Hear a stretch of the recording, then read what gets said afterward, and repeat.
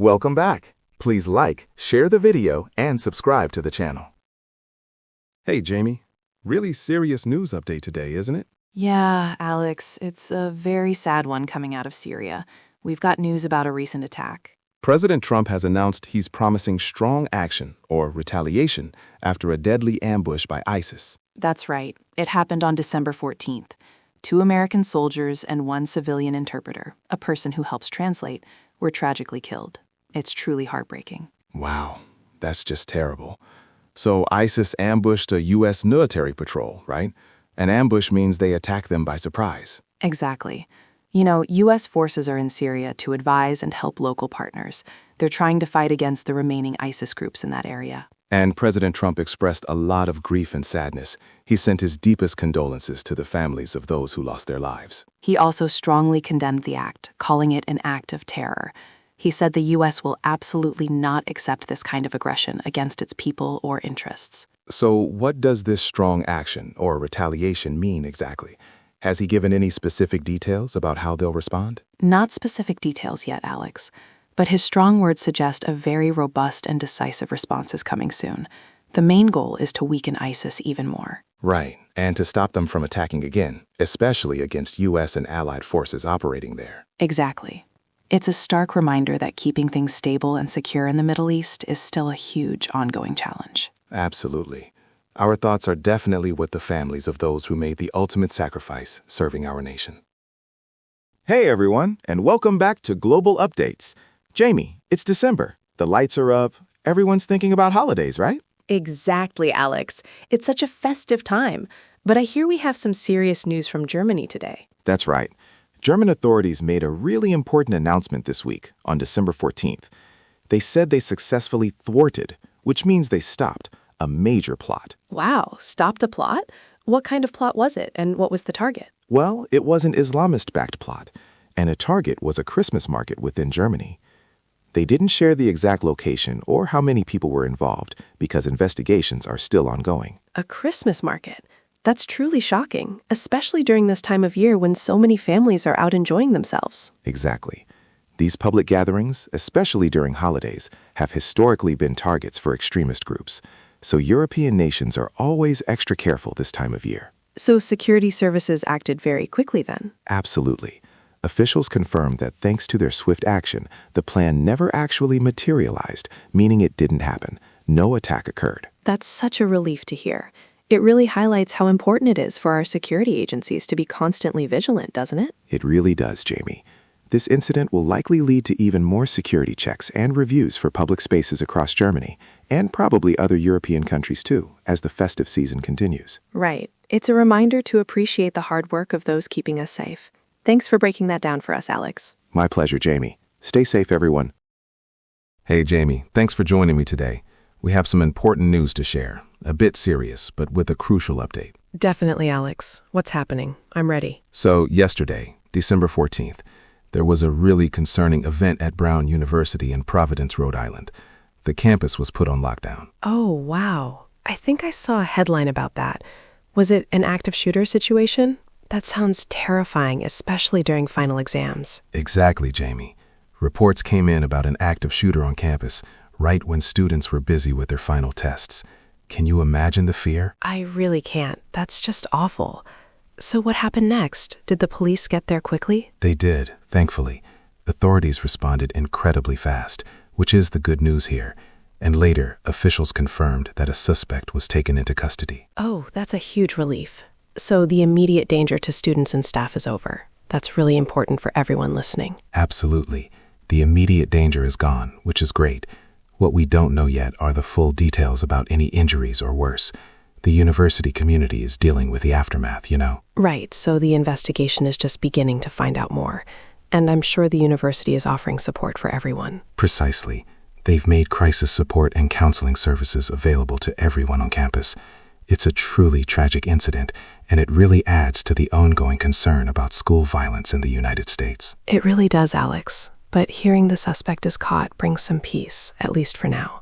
A tough day for the Brown community. Hey, Jamie, ready for some really good news today? Oh, I'm always ready for good news, Alex. What's happening? Well, imagine this. In a country called Belarus, which is in Europe, 123 people who were in jail for their political opinions are now free. Wow, 123 people? That's a huge number. So they were political prisoners? People jailed because of what they believe? Exactly. And among them are some very important figures. One is Ales Bialyatsky, who actually won a Nobel Peace Prize. Another is Maria Kolesnikova, a well-known opposition leader. That's incredible. So these prominent people and so many others are finally free? Why did Belarus decide to do this now? That's the key, Jamie. It happened because the United States, our country, recently lifted some special restrictions against Belarus. We call these sanctions. Ah, sanctions. So the U.S. stopped those special rules, and then Belarus let these people go. Is it like a deal? You could say that. The U.S. hopes this diplomatic move will encourage Belarus to make even more improvements in human rights and democratic reforms. Right. So it's a positive step not just for the prisoners, but for relations between Belarus and other countries. Absolutely. International observers are calling this a crucial and very welcome development. It really shows that dialogue and engagement can lead to real change. What a fantastic story to share. Freedom for 123 people and a potential path to a brighter future. Couldn't agree more. A truly hopeful moment. Hey everyone, and welcome back to Global Beat. Alex here, ready to dive into some major news that just broke. And Jamie here. Alex, more trouble in the South China Sea, a really important part of the world. Things have gotten pretty heated there recently. Absolutely, Jamie. Very recently, on December 14th, we saw a serious clash. The China Coast Guard, or CCG, had an incident near Sabina Shoal, and 3 Filipino fishermen actually got injured. Can you believe it? Wow, injured fishermen? That's concerning. Philippine authorities say the CCG vessels use strong water cannons against the fishing boats. And even worse, they cut their anchor lines. Imagine trying to stay safe without an anchor. It's incredibly dangerous. That's wild. Beijing, for their part, said they took necessary control measures. They claimed there were about 20 Philippine fishing boats around Sabina Shoal. Right, and this shoal is quite close to the Philippines, only about 150 kilometers from their island of Palawan. It's a vital fishing ground for them. This isn't the first time something like this has happened. Exactly. It's part of a bigger, ongoing problem. China claims almost the entire South China Sea, despite an international court ruling that said their claims aren't valid. They just ignore it. It's a huge issue for maritime security and freedom of navigation. These actions by the China Coast Guard show the challenges and the risk of further escalation in this strategically important region. And that's why it's critical for the world to pay attention. President Trump and the United States government are always watching these developments closely because stable shipping lanes here are vital for global trade and peace. Any disruption affects everyone. Precisely. It's a constant reminder of how complex these international waters are. We'll definitely keep you updated. We certainly will. Thanks for joining us on Global Beat. Hey everyone, welcome back. Jamie, have you seen the big news about America's role in the world? Oh, absolutely, Alex. President Trump's administration just released its new national security strategy. It's a pretty big deal, actually. Yeah, it really sounds like a huge change in how the U.S. will interact globally. The document says the U.S. shouldn't try to be the world's boss or build other countries. Exactly. The main idea is to put American interests first. You know, what's best for the U.S. And it also talks about respecting every country's independence, which is interesting. Right. So it's less about liberal internationalism, basically working with many countries to solve global problems, and more about individual nations. That's a great way to put it. So how does this affect major players? Like, what about Russia and China? Good question. The strategy aims for strategic stability with Russia, keeping things calm. And with China, it's about finding a new balance of power. Wow. And it even mentions redefining terms with European allies. It really sounds less hands-on for the U.S., doesn't it? Less interventionist. Definitely. It's more transactional, meaning like making specific deals. The U.S. wants to reform international organizations so they align better with American interests. So it's encouraging other nations to prioritize their own interests, too. You know, this really could reshape how countries work together, especially big ones. Absolutely. This less interventionist approach from President Trump's administration is a significant departure from the past. It's going to be interesting to see how the world responds. Hey everyone, and welcome back to Global Pulse. I'm Alex. And I'm Jamie. We have some incredibly serious news to discuss today, Alex. It's truly heartbreaking. Absolutely, Jamie. Our thoughts are really with the people in Gaza right now. They've been hit by a very severe winter storm recently, which has made an already difficult humanitarian situation much, much worse. It's just awful. We're hearing that at least 14 people have tragically died because of the storm, and this includes 3 young children. They actually succumbed to hypothermia, which means their bodies got dangerously cold and couldn't function anymore. Right, and think about this. Many of these families, especially the displaced, were living in very basic temporary shelters. The storm brought freezing temperatures, strong winds, and heavy rain, making survival incredibly difficult. Exactly. The situation is dire. The storm was so powerful, Alex, it caused 13 homes to completely collapse. These were homes already damaged by ongoing conflict, so now even more families are without any shelter at all, exposed to the harsh weather. Wow, that's terrible. And the aid services there, which are already struggling, are now completely overwhelmed. The infrastructure is fragile, meaning roads and buildings are not strong enough, and they can't handle this added burden. You know, humanitarian organizations are really appealing for urgent international assistance. They need things like proper shelter, heating, enough food, and essential medical supplies desperately for the affected population. It's a call to action for the world, isn't it, Jamie? We need a stronger, more lasting response. And I'm sure leaders everywhere, including President Trump, are looking closely at how to support these crucial international efforts. Absolutely. The tragic loss of life, especially among vulnerable children, truly highlights the urgent need for robust help. Our hearts go out to everyone affected. Hey everyone, and welcome back to History Unpacked. Jamie, what significant historical news are we looking at today? Hey, Alex. Well, over in China, they recently marked a very important and somber day. On December 14th, it was their 12th National Memorial Day for the victims of the Nanjing Massacre. Oh, the Nanjing Massacre. For our listeners who might not be familiar with this specific event, can you tell us a bit about what happened? Absolutely. It was a really dark chapter during World War II, back in 1937. Japanese troops killed an estimated 300,000 Chinese civilians and unarmed soldiers in Nanjing. It's just a truly horrific chapter of wartime brutality. Wow, 300,000. That's an enormous number of lives lost. So thousands gathered, flags were at half-mast, sirens blared. A very solemn and powerful day of remembrance then. Exactly. A deeply solemn occasion for reflection. But this year, there was also a significant new development related to another terrible aspect of that war. Oh, what's that, Jamie? This sounds like it could be really impactful. China has actually received a new batch of historical evidence from Russia. This evidence is specifically about Japan's infamous Unit 731. Unit 731?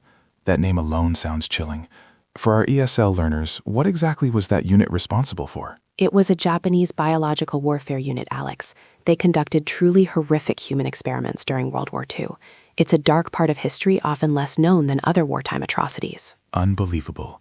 And Russia has provided more new documents about this? Yes, from their historical archives. The documents include trial records of Unit 731 members, investigation reports on the unit's crimes, and official Soviet correspondence from 1939 to 1950. This is huge for understanding these atrocities. That's incredibly important, Jamie. So this new evidence will really help shed even more light on the truth of what happened and reinforce the historical narrative. Precisely. It's a powerful reminder of how vital historical truth is for global peace and preventing such horrors from ever happening again.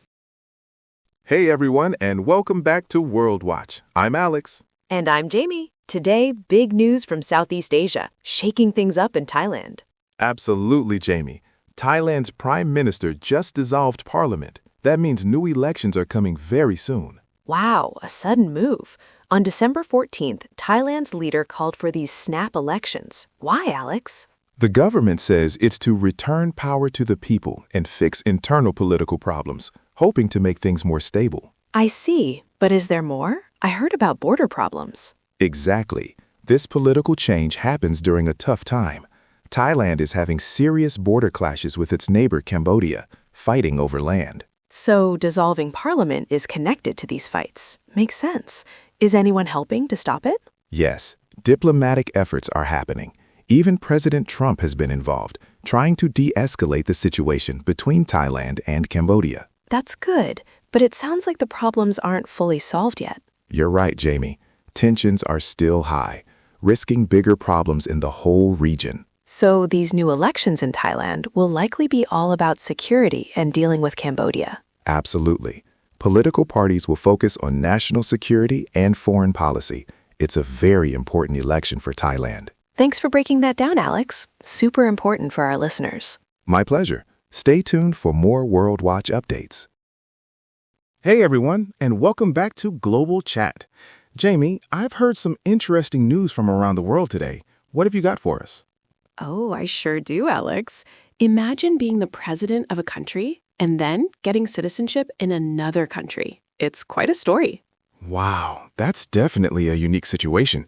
Tell me more about it. Who are we talking about? We're talking about Argentine President Javier Milei. He officially received Italian citizenship just recently, on December 14th, 2025, while he was visiting Rome for diplomatic meetings. So he's now an official citizen of Italy? That's a huge personal and political step. Was there a special reason he wanted to become Italian? Exactly. He actually mentioned that he feels 75% Italian. He explained that 3 of his grandparents came from a region in Italy called Calabria, so it's really about his family history. Ah, so it's not just a political thing, but also deeply personal, connecting him to his roots. That makes a lot of sense. Right. And this could really help strengthen the connection between Argentina and Italy, making their relationship even better. I can see that. Having a leader with such personal ties could be very beneficial. But I imagine this kind of news might also create some debate, especially concerning citizenship rules. Oh, absolutely, Alex. While some people are happy for him, it has actually caused a lot of controversy and even anger, especially on social media. Why is that? What's the main issue people are upset about? Well, critics are pointing out that it's often very difficult and takes a long time for many other people to get Italian citizenship. For example, children of migrants born in Italy or people who have lived there for many years. I understand. So they're saying that the process for a president was very quick and easy, but it's much harder and takes a long time for regular people, even those with strong ties? Precisely. They feel it's unfair and highlights a big difference in how citizenship is granted. It really sparks a big debate about who gets a passport easily and quickly. Wow, that's a truly complex issue. So this news adds a unique personal dimension to President Milei's international work, but it also brings up these important questions about fairness and citizenship policies.